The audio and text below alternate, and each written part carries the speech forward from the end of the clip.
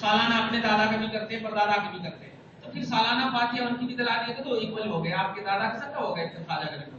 نہیں، اتنے عظیم الشان اللہ والے اور چشتیت کے علم بردار سارے اقربا اعزاء خاندان سب کو چھوڑ کر اللہ کے رسول کی عطا بن کر آپ کی بارگاہ میں آنے والے خواجہ، ضرور کچھ نہ کچھ مقصد ہوگا، کچھ نہ کچھ آپ کے پاس ٹارگٹ ہوگا، کچھ نہ کچھ پہلو ہوگا جس کی بنیاد پر یہاں تشریف لائے۔ وہ پہلو کیا ہے؟ سورہ مائدہ پارہ نمبر 6 کی آیت کریمہ ملاحظہ کیجئے اور پھر آپ عقیدہ ٹھوس کر کے اس کو ہمیشہ کے لیے دل میں جگہ دیجیے۔ عقیدہ دے، یا ایھا الذین آمنوا من یرتد منکم عن دینہ، اے ایمان والو جو تمہارے سامنے مرتد ہوں گے، بے دین ہوں گے، من یرتد منکم عن دینہ، مذہب اسلام سے، اپنے دین سے جو مرتد ہو جائیں گے، پھر جائیں گے، تو تمہیں پریشان ہونے کی ضرورت نہیں، سلسلہ نبوت ضرور ختم ہو گیا ہے، نبی کوئی نہیں آئے گا، یہ سچ ہے، محمد رسول اللہ پر نبوت کا سلسلہ ختم ہو گیا، یہ سچ ہے، مگر توحید کا پیغام پھیلانا یہ ختم نہیں ہوگا، یہ سلسلہ قائم رکھے گا اللہ تبارک و تعالی۔ بس فرق یہ ہے کہ اب ویسا عظیم الشان نبی کوئی نہیں آئے گا، اس عظیم الشان نبی میں پروردگار عالم ولی کی شکل میں پیدا فرمائے گا۔ اللہ سبحانہ آگے فرماتا ہے فَسَوْفَ يَأْتِي اللَّهُ بِقَوْمٍ، ایسے لوگوں کو اللہ پیدا فرمائے گا يُحِبُّهُمْ، کہ جس سے اللہ پیار کرتا ہوگا، جس سے اللہ محبت کرتا ہوگا، وَيُحِبُّونَهُ، اور یہ لوگ بھی اللہ سے محبت کرتے ہوں گے۔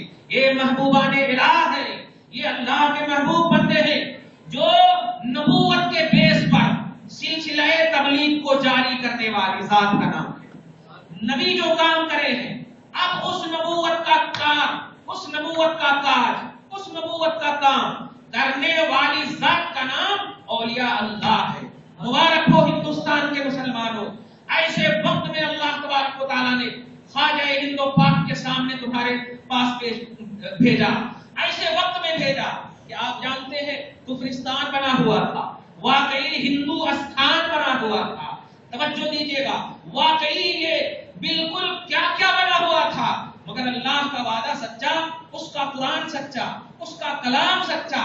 اے اللہ، جب نبی کا کام یہ ہے کہ توحید کا پیغام پہنچائے، بلکتی ہوئی روح کو تسکین دینے کے لیے ہر دور میں تو اپنے منتخب بندے کو بھیجتا اور اپنی قوم کو وہ تسکین خاطر کے لیے اپنے آپ کو پیش کرتے، بے کسوں کے کس بن کر، بے بسوں کے بس بن کر۔ مولا، سلسلہ نبوت جب تم نے ختم کر دیا تو اب امت کی رہبری کی کس کے ذمے امت کی رہبری اب ہوگی؟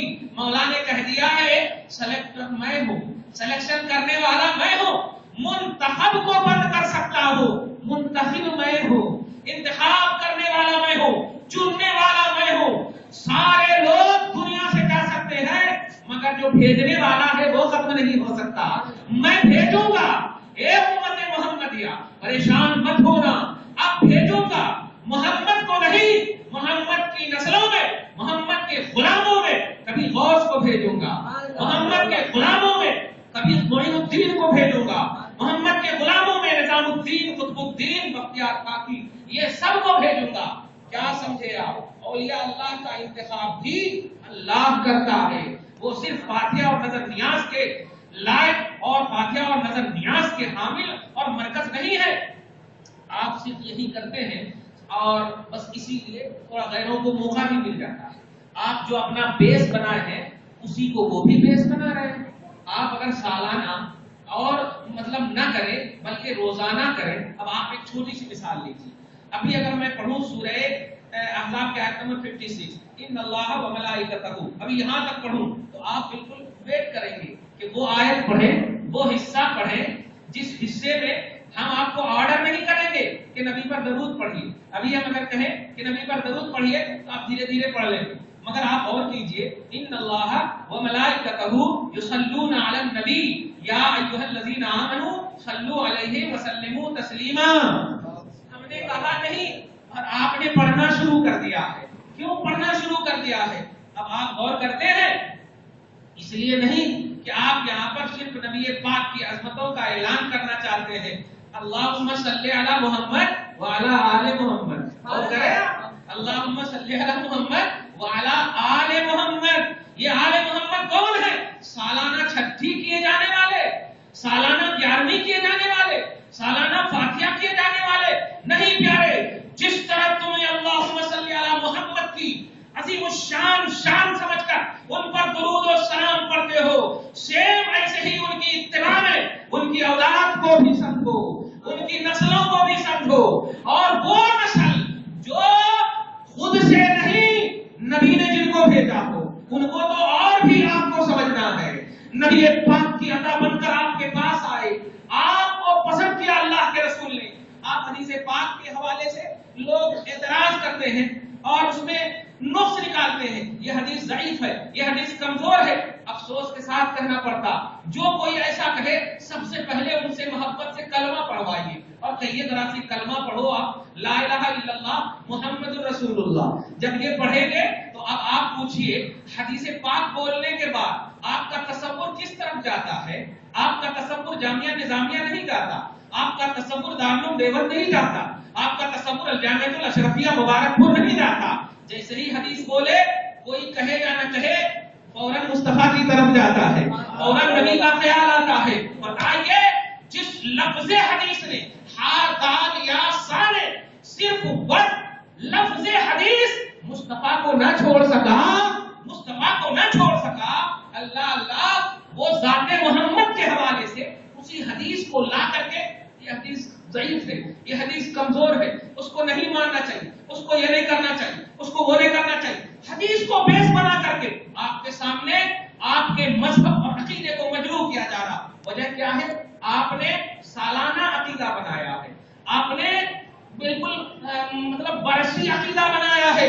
آپ کو روزانہ والا عقیدہ چاہیے، لمحے والا عقیدہ چاہیے، منٹوں والا عقیدہ چاہیے، سالانہ نہیں پیارے۔ جس طرح آپ اللہم صلی علی محمد وعلی آل محمد آپ بے توجہی میں پڑھ رہے تھے، آج اس عظیم الشان تعلیمات خواجہ کے حوالے سے یہ نوٹ کر لو کہ آپ کو خواجہ ہند و پاک کے اعتبار سے آپ فاتحہ کیجئے، نظم نیاز کیجئے، جو بھی آپ کو کرنا ہے وہ کیجئے، مگر سمجھئے کہ اب کار نبوت جو سنبھالیں گے وہ یہی اولیاء اللہ ہیں۔ دوسرے لفظ میں بولیے ہندوستان کے خواجہ ہیں، ہندوستان کے خواجہ آپ جن کی چھتر و چھایا میں پل رہے ہیں، توجہ دیجئے گا۔ کوئی نبی جب تشریف لاتا ہے تو ساری قوم کو یہ آرڈر ہوتا، جس نبی جو نبی تمہارے پاس ہے ان کو فالو کرو، ان کو فالو کرو۔ سورہ نساء آیت نمبر 64 اللہ سبحانہ فرماتا وما ارسلنا من رسول الا لیطاع باذن اللہ۔ اللہ کا یہ آرڈر ہے کہ جس رسول کو اللہ بھیجے اے لوگوں تمہارے پاس آئے تو ان کی اتباع کرنا، ان کی اطاعت کرنا۔ اب آپ بتائیے، چھوڑیے سارے انبیاء کرام ظاہری طور پر، رسولان اعظم، آپ کے پاس جو رسول آئے ہیں وہ ہے محمد رسول اللہ، اور اس محمد صلی اللہ علیہ وسلم پر ایمان لانے کا تقاضا یہ ہے، اطاعت کا تقاضا یہ ہے کہ آپ نے جو کیا آنکھ بند کر کے مانے، آپ نے جو کہا آنکھ بند کر کے مانے، آپ نے جیسا کہا آپ مانے، اس لیے کہ ایمان ماننے کا نام ہے۔ توجہ دیجیے گا، ایمان ماننے کا نام ہے، ڈسکس کرنے کا نام نہیں ہے، اور اللہ یہی کہہ رہا ہے محمد کو ماننا، محمد کو ڈسکس نہیں کرنا۔ اچھا ایک اور بات کہہ دوں، محمد کو جاننے کا بھی نام نہیں، ماننے کا نام ہے۔ جاننے والے سارے یہودیان عرب تھے۔ قرآن پاک بارہ نمبر 2 اللہ سبحانہ فرماتا ہے الذین آتیناہم الکتاب یعرفونہ کما یعرفون ابناءہم، یہ لوگ یعنی یہودیان عرب اے حبیب مکرم آپ کو ایسا جانتے ہیں، ایسا جانتے ہیں جیسے باپ اپنے بیٹوں کو جانتا